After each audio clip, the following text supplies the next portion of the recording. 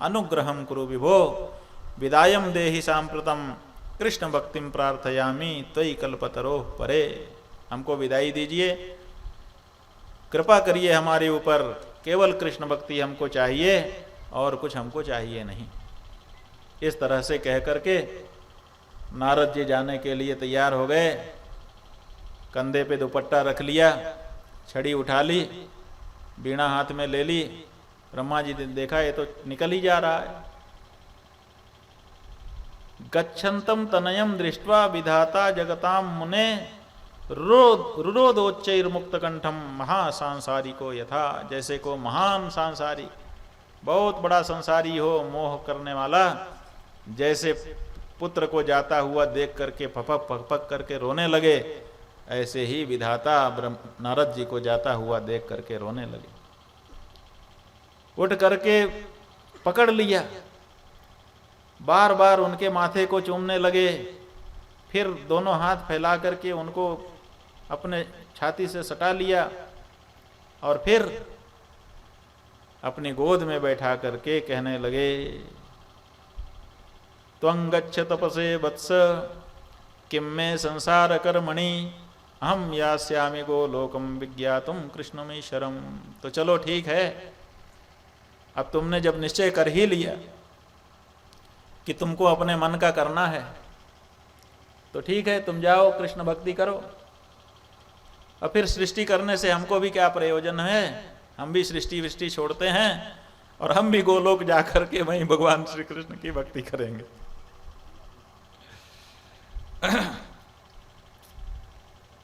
अरे सनक सनंदन सनातन सनत कुमार यति हंसी आरुणि बोढ़ू पंचसिख, ये सब तो तपस्वी हो ही चुके हैं। केवल मरीचि अंगिरा भृगु रुचि अत्रि कर्दम प्रचेता क्रतु मनु और वशिष्ठ, यही मेरे आज्ञाकारी पुत्र हैं। इनके अतिरिक्त जो पुत्र हैं वो भी किसी काम के नहीं हैं। न तो वो हमारी आज्ञा मानते हैं और न किसी कार्य करने में सक्षम हैं।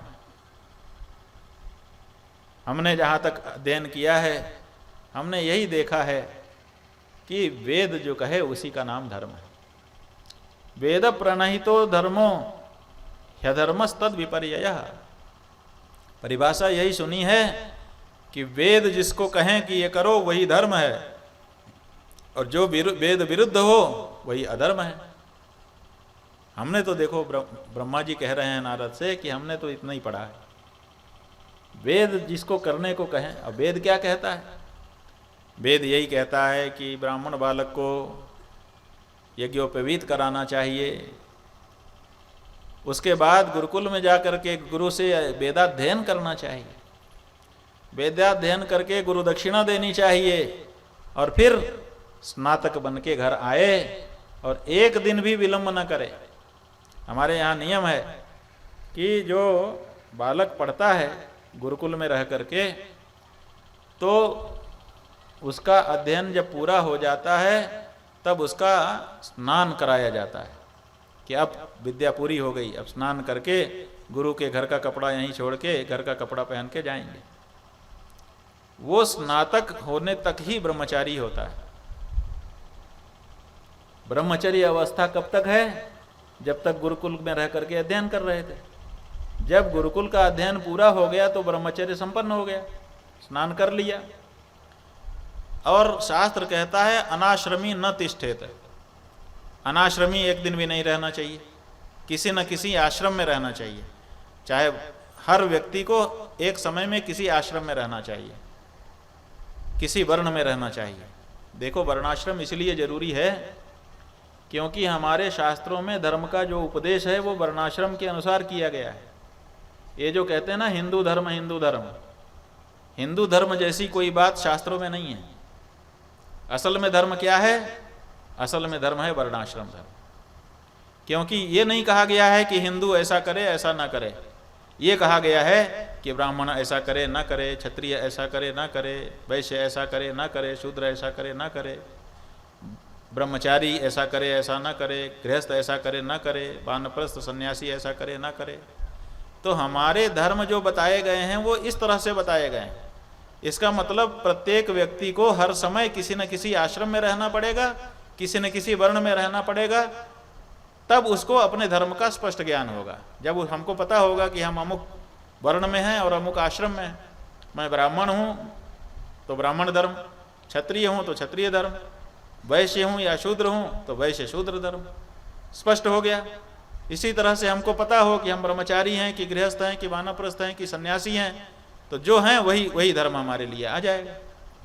तो असल में हमको पता होना चाहिए कि हम कौन हैं, जो हैं उसी का धर्म बताया गया है।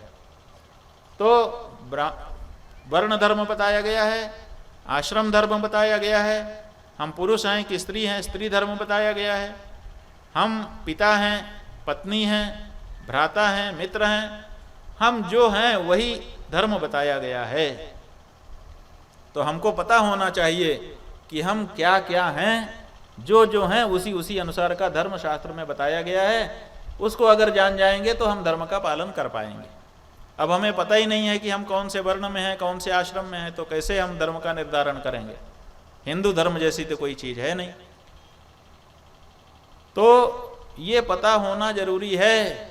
इसीलिए जैसे ही स्नान करेगा, अनाश्रमी रहेगा नहीं, दूसरे आश्रम में जाना है। इसका मतलब है कि जिस दिन उसका स्नान होगा गुरुकुल में, उसके दूसरे दिन पानी ग्रहण हो जाना चाहिए। तभी तो ब्रह्मचर्य आश्रम समाप्त करके गृहस्थ आश्रम में प्रवेश करेगा। गृहस्थ आश्रम का मतलब क्या है? न गृहम गृहम इत्याहु गृहिणी गृहम उच्यते। घर को घर नहीं कहते हैं। आप कोई मकान बना लें, उसमें रहने लगें और कहें हम गृहस्थ हैं, ऐसा नहीं है। जैसे आपका मकान 4 दीवार है, 1 दरवाजा है, 1 छत है, वैसे ही तो यहाँ हमारा भी है। लेकिन आपका घर कहा जाता है, हमारा वाला घर नहीं कहा जाता। ऐसे ही सीढ़ियाँ हैं, ऐसे ही फर्श है, सब कुछ वैसे ही है। हमारा वाला घर क्यों नहीं है और आप वाला घर क्यों है? क्योंकि घर को घर नहीं कहा जाता, गृहिणी गृह मुच्यते। आपके घर में घरनी है, हमारे यहाँ नहीं है, इसलिए हमारा वाला घर नहीं बन पा रहा है, वो आश्रम बना हुआ। गृहिणी गृह मुच्यते। तो गृहस्थ आश्रम में प्रवेश का मतलब गृहिणी का संग्रह, दार परिग्रह। तो ब्रह्मा जी कह रहे हैं कि हमने तो यही पढ़ा वेद में कि पहले उपनयन संस्कार हो, गुरुकुल में जाए, अध्ययन करे, अध्ययन करके स्नातक हो और फिर गृहस्थ आश्रम में प्रवेश कर ले। यही नियम है। और आप ये जो बेटा कह रहे हैं, तो सभी को वेदानुसार जो चलेगा उसको गृहस्थ आश्रम प्राप्त है। ब्रह्मचर्यम समाप्य गृही भवेद। ब्रह्मचर्य का समापन करके गृहस्थ आश्रम में जाना ही जाना है। और आपके मन में ये जो विचार आ गया कि स्त्री मात्र खराब होती है, तो ऐसी बात नहीं। जो बातें आपने बताई वो गलत नहीं है, ठीक है, लेकिन सब स्त्रियों पर लागू नहीं होती। सद्वंशे दुर्विनीता च संभवे न कदाचन। जो सद्वंश है, उत्तम कुल है, उसमें उत्पन्न हुई जो स्त्री है वो कभी गड़बड़ नहीं हो सकती, वो सदाचारिणी ही होगी। जो दुष्ट कुल में उत्पन्न है उसकी बात अलग है। इसलिए तुम सद्वंश में उत्पन्न हुए हो, किसी सद्वंश की कन्या का पानी ग्रहण कर लो, क्या बाधा है? आकरे पद्मरागा नाम जन्म काच मणे कुतः। जहां पर खान होती है उसमें से रत्न निकलते हैं, तो जहां हीरे की खान होगी वहां से कांच निकलेगा क्या? हीरे की खान में से हीरा निकलेगा। कोयले की खान में आटा निकलेगा क्या? कोयले की खान से कोयला निकलेगा। इसी तरह से सदकुल होगा तो वहां पर सदकन्या, सद स्त्री उत्पन्न होगी। न वत्स दुष्टा सर्वाश्च योषितः कमला कलाः। ये जो स्त्रियां हैं ये लक्ष्मी जी का अंश हैं। सर्वत्र ये कुलटा नहीं होती हैं, दुष्टा नहीं होती हैं। इसलिए ये तुम्हारे मन में जो भावना आ गई कि सब स्त्रियां ऐसी हैं, इसको निकाल दो। जो साधु स्त्री हो, सद्वंश में उत्पन्न हुई हो, ऐसी कन्या का पानी ग्रहण करो और उसमें पुत्र उत्पन्न करो। जब वृद्धावस्था आ जाए तो वानप्रस्थ कर लेना, पति पत्नी दोनों, और फिर उसके बाद सन्यासी हो जाना, तपस्या कर लेना। हम कहाँ मना कर रहे हैं? ये सही है कि वरम हुत वहे वास सर्प वक्त्रे च कंटके ए तेभ्यो दुखदो वास स्त्रिया दुर्मुखया सह। जो दुष्ट स्वभाव वाली स्त्री है उसके साथ रहना बहुत कठिन है। भले सांप की बिल के पास रहना पड़े, भले आग के पास रहना पड़े, भले कांटों में रहना पड़े तो ठीक है, लेकिन दुष्ट स्त्री का साथ बहुत कष्ट वाला है। ये बात बिल्कुल सही है, लेकिन सब स्त्रियां दुष्ट नहीं होती हैं, ये बात भी गलत है। इसलिए ये नहीं। आप पानी ग्रहण करिए, गृहस्थ आश्रम में पुत्र उत्पन्न करिए, संतान उत्पन्न करिए, उसके बाद सन्यासी हो जाइए। और देखो हमारी बात काट नहीं सकते। तुमने हमसे वेद पढ़े हैं, जो गुरु से पढ़ता है तो जब पढ़ाई पूरी होती है तो उसको गुरु दक्षिणा देनी पड़ती है। और सुनो, हमारी गुरु दक्षिणा यही है कि तुम विवाह कर लो, इससे अलावा और कुछ हमको तुमसे नहीं चाहिए।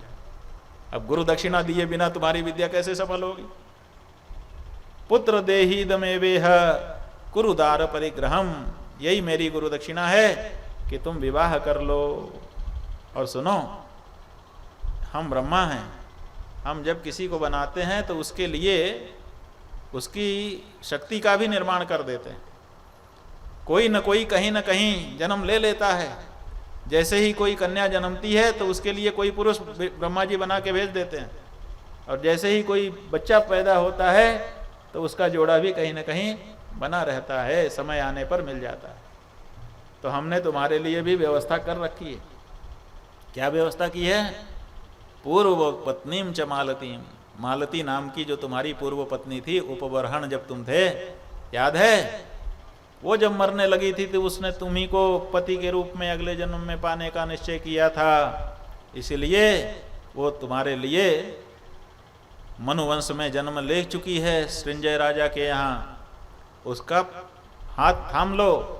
विवाहम कुरु कल्याण कल्याणे च दिने नघ, किसी अच्छे दिन मुहूर्त देख करके उससे विवाह कर लो।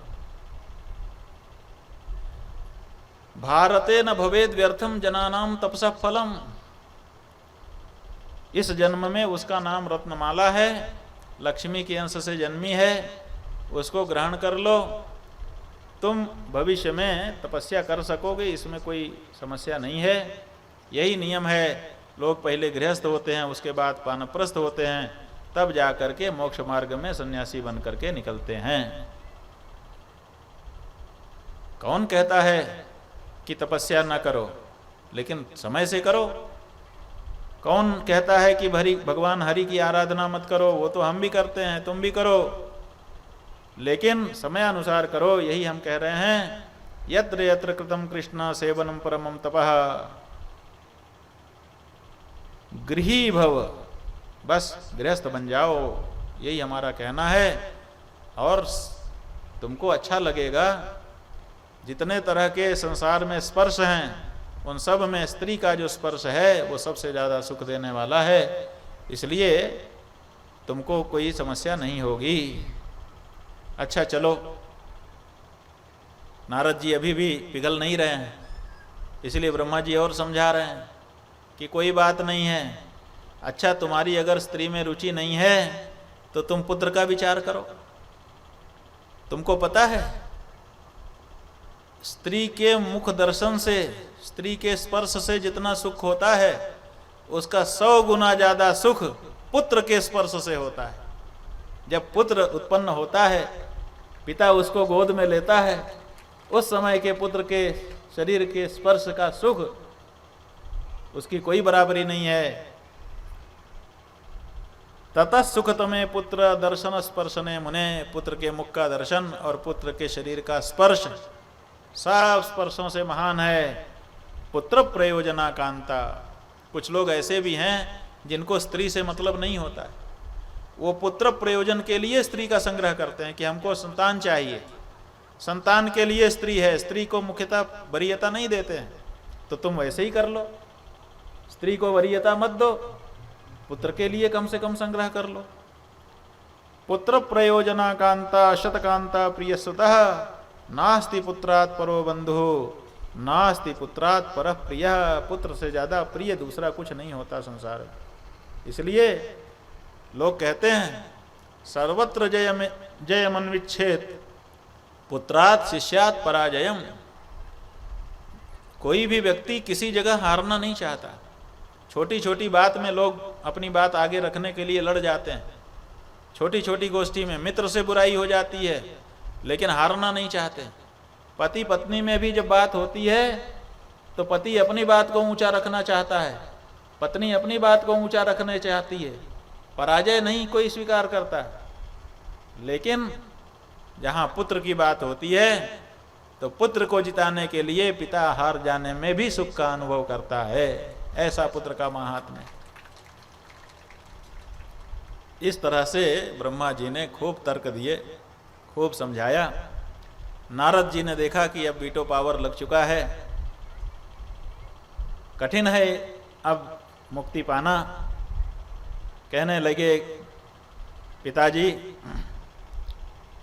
काम किया, अच्छे कंठ से गायन करते हुए, अपनी वीणा का वादन करते हुए भगवान श्री कृष्ण का गुणगान नारद जी करने लगे। तब सूत जी कहते हैं कि शिव जी प्रसन्न हो गए और नारद को शिव जी ने मंत्र का उपदेश कर दिया। क्या क्या दिया? हरिस्तोत्रम च कवचम मंत्रम पूजा विधिम परम हरम ययाचे देवर्षि ध्यानम च ज्ञानमेव च।